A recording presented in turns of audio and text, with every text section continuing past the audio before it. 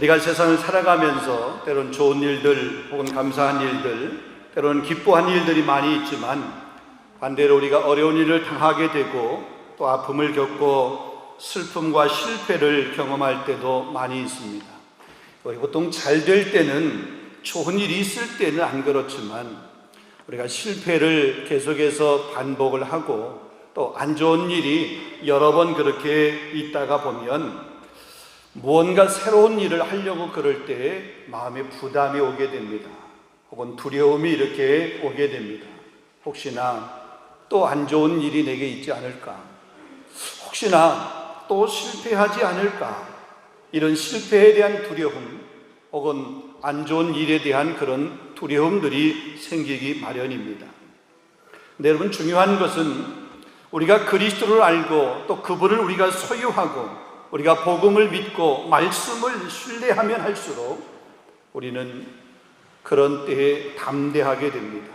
거룩해지게 되고 자신감을 갖게 되고 다시 도전하고 또 승리에 대한 그런 기쁨의 노래를 부르면서 우리가 시작할 수 있고 또 도전할 수 있게 됩니다.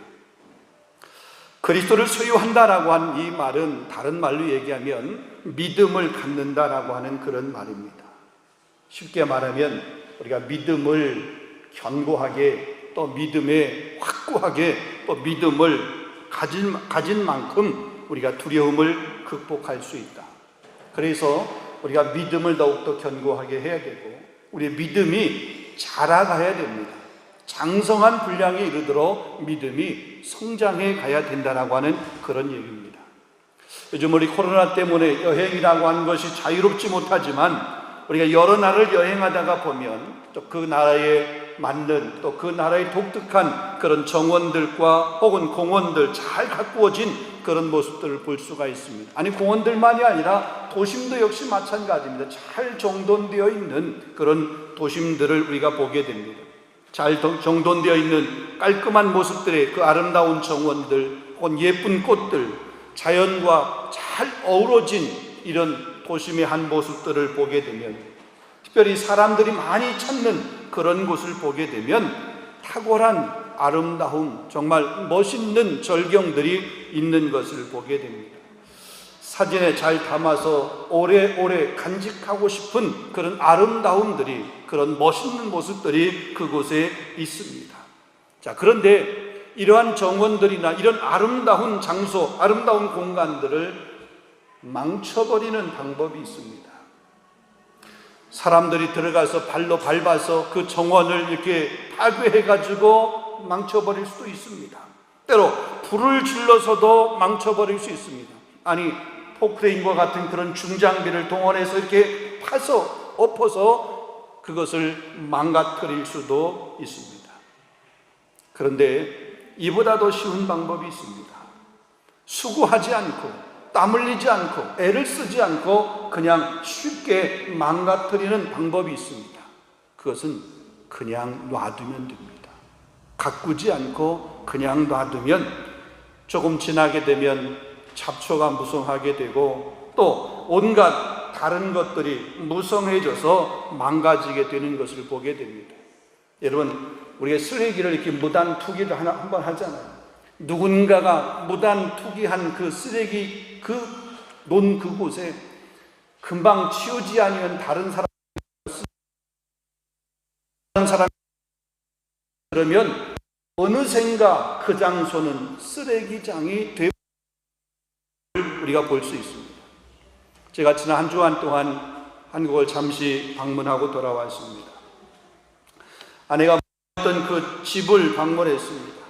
지난 연말에 그 장인어른께서 갑자기 쓰러지셔서 병원에 입원을 하시게 됐고 또 온 가족이 그 장인어른을 간병하기 위해서 집을 떠나서 병원에 이렇게 지금도 살고 있습니다.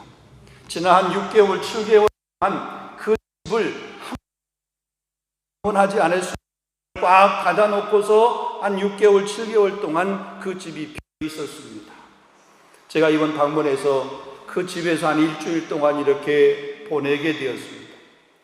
도착을 해서 그 집에 들어가서 문을 열고 들어갔는데 왠지 모르게 그 안에서 집에서 이렇게 쾌쾌한 냄새가 나는 겁니다.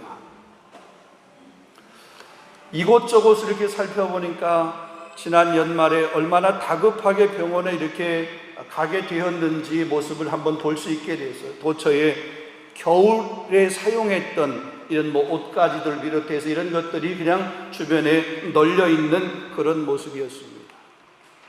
냉장고 문을 이렇게 딱 열었어요. 냉장고 문을 여는 순간에 이 세상에서 그렇게 고약한 냄새가 있다라고 하는 것을 처음 경험하게 되었어요.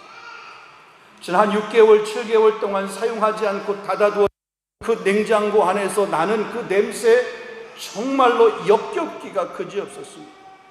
그 안에 있는 것을 다 끄집어내서 버렸는데도 불구하고요, 그 집안에서 내는 냄새가 가시지를 않아요. 자가격리 면제를 받았지만 그 코로나 테스트를 하고서 24시간 그 결과가 나올 때까지는 제가 지정한 그 집에서 장소를 떠나면 안 된대요. 나와도 안 된대요. 그런데 그 집안에 갇혀 있는데 그 냄새와 함께 갇혀 있는 건 아니에요.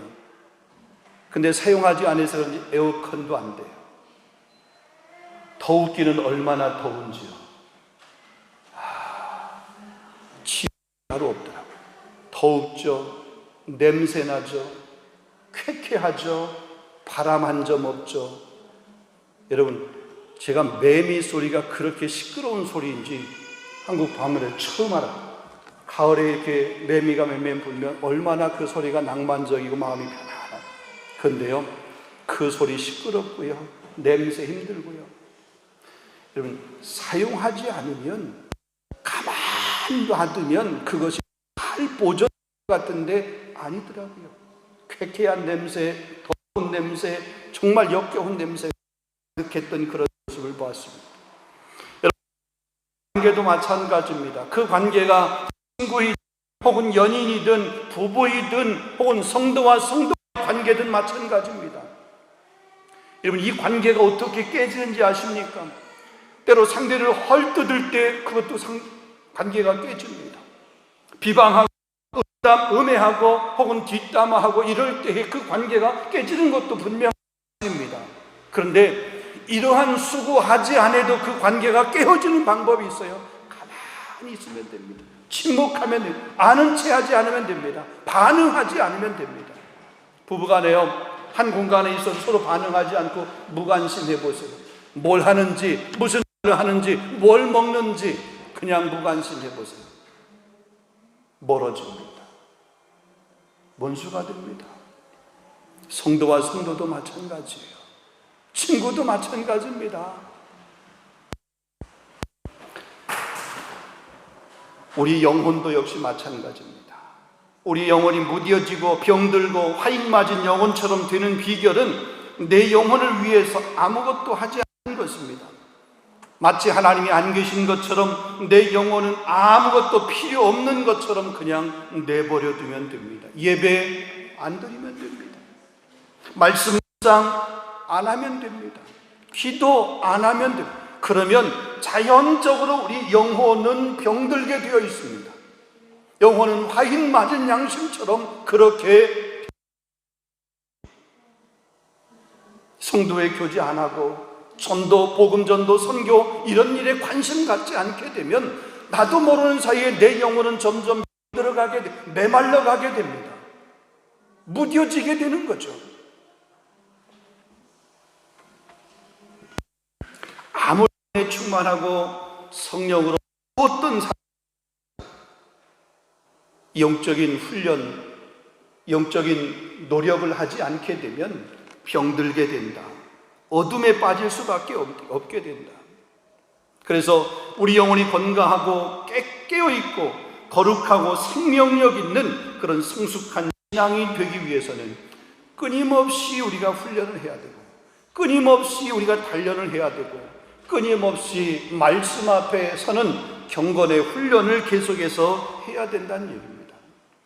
우리 육체가 편한 대로 방치가 아니라 힘들어도 훈련해야 되고 말씀으로 무장을 해야 됩니다. 기도해야 되는 겁니다.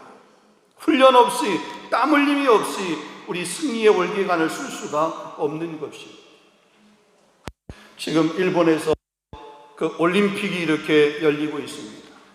여러분, 세계 여러 나라의 선수들이 각기 자기 나라의 이름을 걸고 경기에 임하면서 그 메달을 다투고 있습니다. 그들이 경기에 뛰는 그 짧은 시간을 위해서 피나는 연습을 했습니다. 매일 반복되는 훈련이지만 그 훈련에 땀을 흘리고 진액을 쏟았습니다. 그렇게 해서 국가대표가 되었고, 그렇게 해서 올림픽에 참가하게 되었고, 또 거기서도 또 땀을 흘립니다. 땀을 흘린 만큼 훌륭한 선수가 되고, 땀을 많이 흘린 선수가 결국은 그 메달을 따게 되는 그런 모습을 보게 되는 거죠. 사랑하는 성도 여러분, 우리도 이 운동선수처럼 영적인 훈련의 땀을 많이 흘릴 수 있는 저와 여러분 될 수 있기를 주님의 이름으로 축원합니다. 자, 하나님이 우리에게 원하시는 것, 영적인 생활에서 초보라고 하는 그 초보를 버리고 성숙한 성도가 되어가기를 원하시는 것, 그러니까 완전한 대로 나아가기를 원하신다라고 그랬습니다. 자, 그럼 완전한 대로 나아가는 성도, 즉 성숙한 성도란 어떤 성도를 가리키는 것일까? 오늘 본문 말씀 보게 되면 우리가 하나님의 말씀을 깨닫고 선과 악을 구별할 줄 알 뿐만 아니라 악인의 삶의 자리에 머물지 않고 선인의 자리, 의인의 자리에 머물면서 어떠한 환경에 넘어지지 않고 잘 인내할 뿐만 아니라 때로 고난 가운데 있다 할지라도 그 고난 속에서도 하나님을 온전히 신뢰하면서 바라보면서 섬기는 사람, 이런 사람을 가리킵니다. 믿음의 삶에 변함이 없는 사람, 일관성, 꾸준함을 가지고 계속해서 믿음의 진보를 가져오는 사람, 이런 사람이 하나님께서 원하시는 사람. 여러분, 이런 삶을 살기 위해서 우리가 어떻게 해야 되는가? 오늘 본문을 통해서 우리가 세 가지만 잠깐 한번 생각해 보기를 원합니다. 첫 번째 보면, 여러분, 우리가 가지고 있는 믿음, 이 믿음을 업그레이드 해야 됩니다. 우리의 믿음, 지금 현재 있는 이 모습에 그냥 우리가 만족하고 자족할 것, 믿음을 업그레이드 해야 된다. 나는 이 정도면 됐어, 내 믿음이 충분하지? 아니에요. 원하시는 거, 우리 믿음을 끊임없이 계속해서 자라가도록, 성장하도록, 업그레이드하도록 그렇게 요구하신다는 거죠. 1절을 보겠습니다. 그러므로 우리가 그리스도의 도의 초보를 버리고 그랬습니다. 그리스도의 도의 초보를 버리라. 이 버리고 하는 말은 그냥 버린다, 포기한다, 이런 의미만을 가진 것이 아닙니다. 극복해서 나아간다, 이런 의미예요.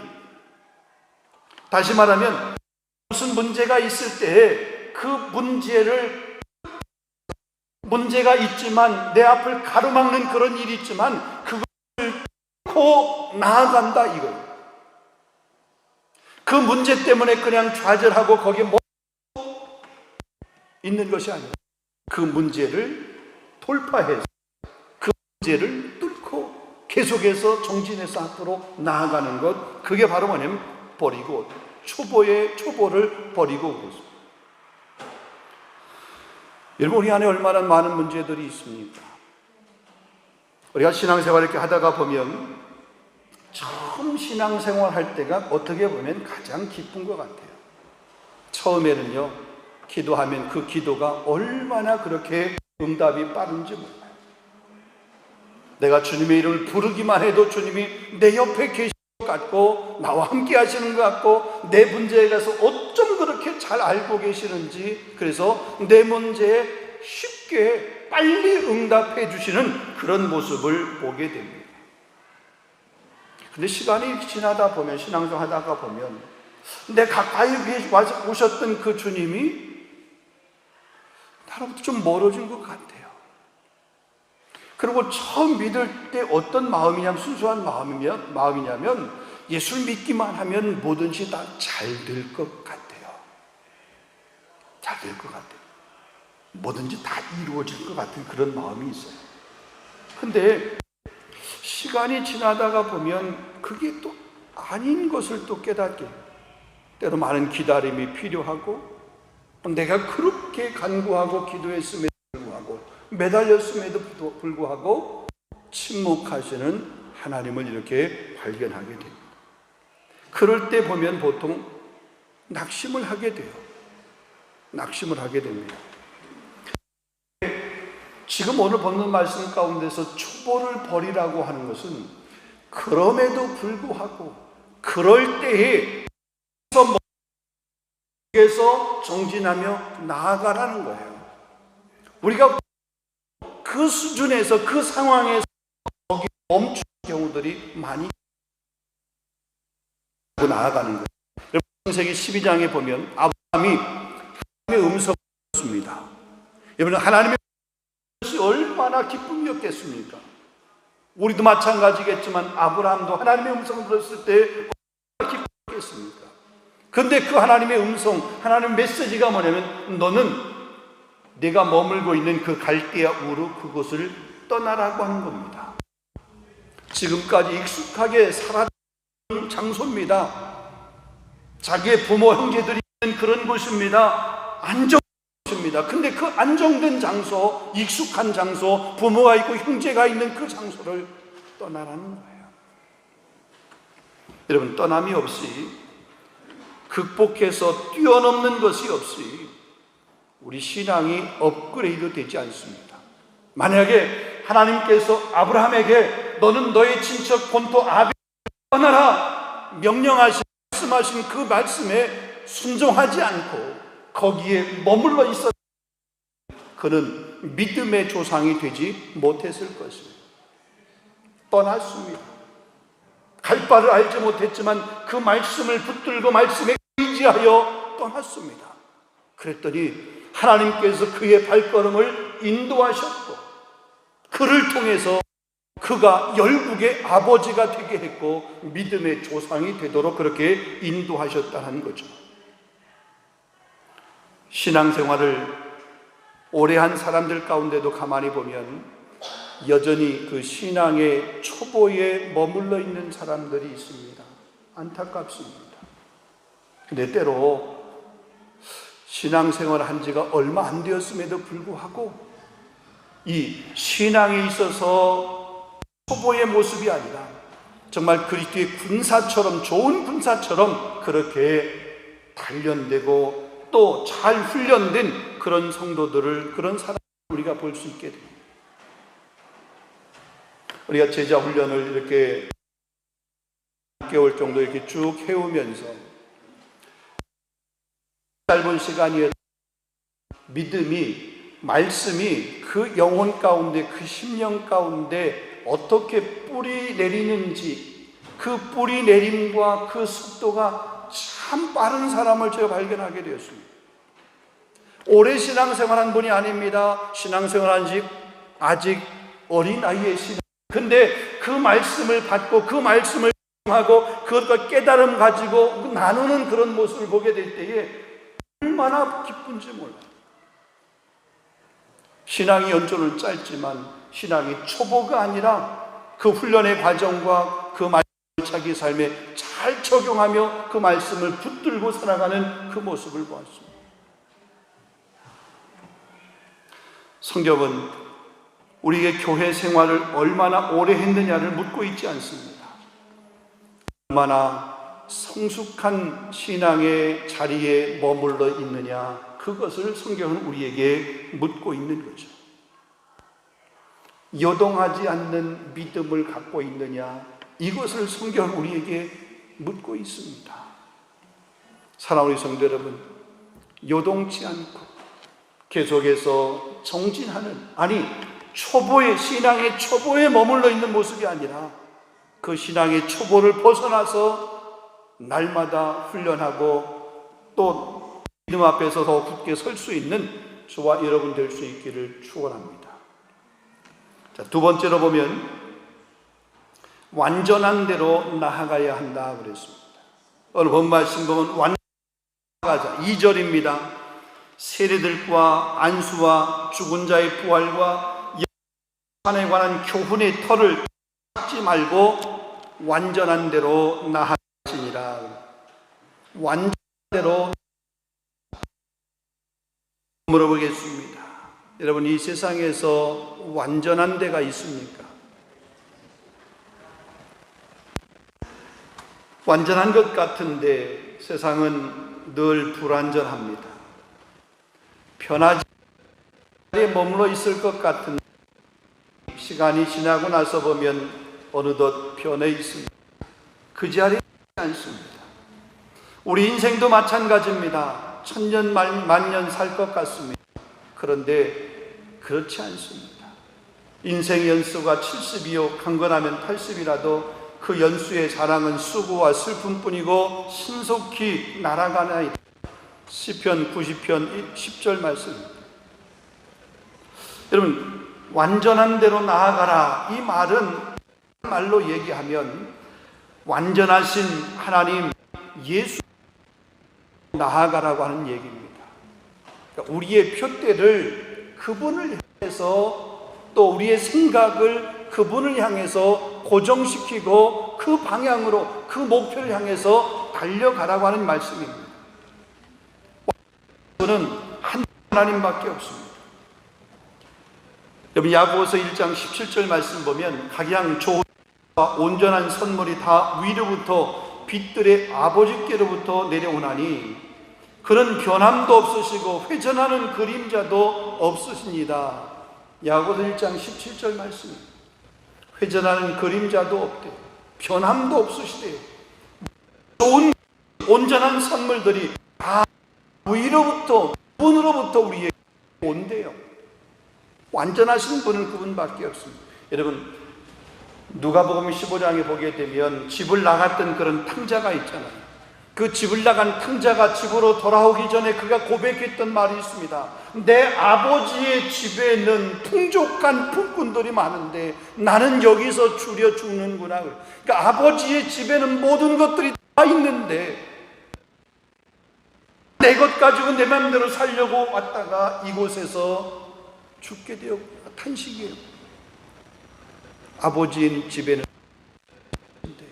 그 아버지 집을 떠나서 내가 세상에서 방황했구나, 나는 여기서 죽는구나, 이러면 자기를 깨닫게 되는 거예요. 그래서 다시 아버지 집으로 돌아가는 거잖아요. 완전한 것 하나님 한 분밖에 없습니다. 예수 그리스도, 그분만이 완전하신 분이라는 사실.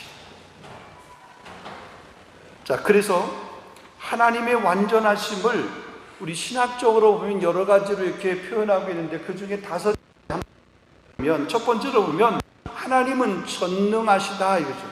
하나님의 전능성입니다. 모든 것을 다 하신다라는 거죠. 없는 것을 하나님은 있게 하시고 있는 것을 없게 하시는 하나님이시다. 우리 인간의 생사와 주관하신 분이 하나님이시다. 하나님의 그 전능을 얘기합니다. 사람으로서는 할 수 없으되 하나님으로서는 다 하실 수 있느니라. 마태복음 19장 26절의 말씀. 자, 그 다음에 전지하신 분입니다. 하나님은 전지하시다. 전지성. 그러니까 모든 것을 다 아신다는 거죠. 과거, 현재, 우리의 미래를 아신다는 겁니다. 사실은 우리의 생각을 아시고 우리의 움직임을 아시는 분이십니다.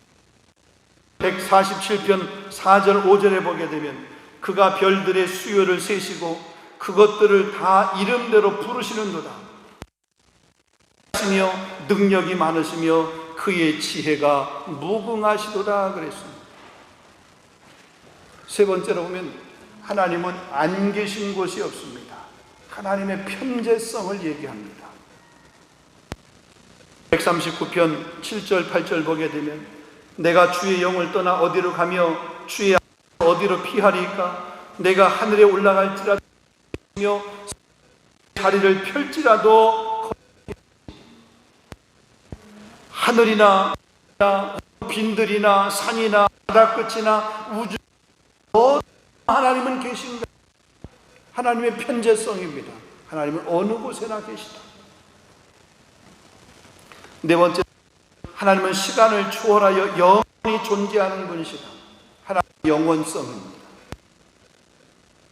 쓰신 분, 시편 90편 2절에 보게 되면 산이 생기기 전 땅과 세계도 주기 전 곧 영원부터 영원까지 주는 하나님이십니다.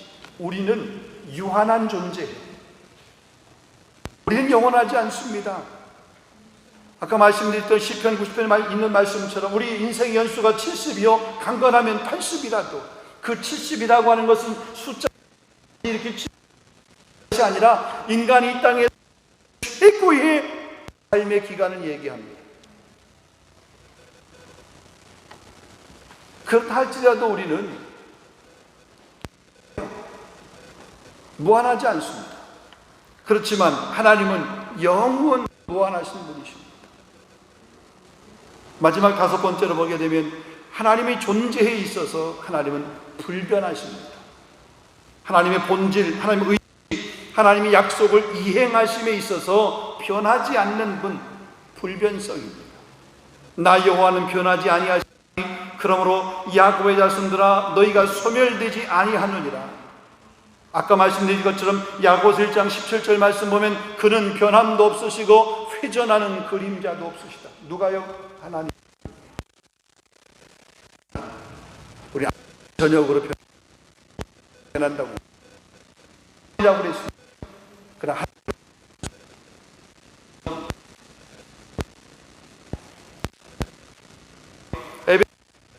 에베소서 다음과 같은 말씀을 했습니다. 에베소서 4장 13절 14절입니다. 우리가 다 하나님의 아들을 믿는 것과 아는 일에 하나 온전한 사람을 이루어 그리스도의 장성한 분량이 충만한 데 이르리니 이는 우리가 이제부터 어린아이가 되지 아니하며 사람의 속임수와 간사한 유혹에 빠져 온갖 교훈의 풍조에 밀려 요동하지 않게 하려 함이니라. 온전한 사람을 이룬다. 어린아이가 되지 아니한다. 요동치 않게 된다. 그래서 그리스도의 장성한 분량에 이르도록 그렇게 자라가게 된다. 여러분, 이것이 우리의 삶이, 우리 영적 삶이 되어야 됩니다. 목표입니다. 성도는 진행형 성도가 되어야 됩니다. 그 목표를 향해서 주님이 우리를 부르시는 그 부르심에 계속해서 진행합니다. 그런 성도가 되어야 되는 거죠. 이 정도면 됐어. 여기서 만족해? 아니에요. 세상 욕심은 한도 끝도 없는데 우리가 영적인 그 거룩한 욕심은 늘 그냥 그 자리에서 머물러 있으려고 그러면 안 됩니다. 계속해서 진행형 성도가 될 수 있기를 주님의 이름으로 축원합니다. 마지막 세 번째로 보게 되면 완전한 대로 나아가야 되는데 그 완전한 대로 나아가는 데 있어서 특별히 우리가 경계해야 될 것이 있습니다.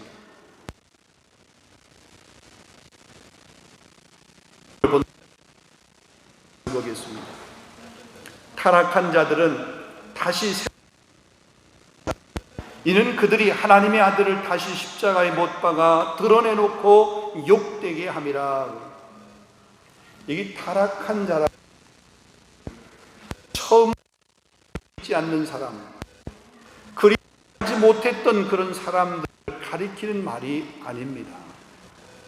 예수를 알았던 사람입니다. 예수를 믿었던 사람입니다. 그리스도의 은혜를 경험했던 사람입니다. 한 번 빚을 받고 하늘의 은사를 맛보았던 사람입니다. 하나님의 말씀과 내세의 등을 경험했던 사람입니다. 그런데 이 사람이 배교한 거죠. 그 사람이 그리스도에게서 떠나간 겁니다. 그것을 타락한 자라고 얘기하는 거죠. 교회 한 번도 안 나왔던 사람이 아니라 예배했던 사람입니다. 우리 곁에 있던 사람입니다. 우리와 함께 찬양했던 사람입니다. 하나님을 아버지라고 불렀던 사람입니다. 주의 무릎을 꿇었던 사람입니다. 힘들고 어려울 때 주님의 이름을 부르는 그런 사람입니다. 그런데 그 사람이 그 주님을 떠나간 것, 그 주님을 타락한 거죠. 여러분, 이러한 사람에게 하나님은 반드시 심판하시고 징계하신다고 말씀한 거죠. 여러분, 하나님이 우리를 돕기 위해서 하나님께서 보여주신, 하나님께서 이렇게 허락하신 영이 바로 천사예요. 근데 이 천사가 타락을 해요. 그 천사가 타락한 존재 뭐예요? 마귀, 그게 마귀. 여러분, 타락, 마귀의 종이 되는, 하나님을 기쁘게 하는 사람이 아니라 마귀. 많이 보세요. 하나님의 거룩한 집 교회 공동체, 교회 공동체를 욕하고 온 교회 공동체를 욕하는 사람들을 가만히 보세요. 믿지 않는 사람, 교회를 한 번도 경험하지 않은 사람, 교회에 대해서 모르는 사람이 비난하고 공격하는 경우보다는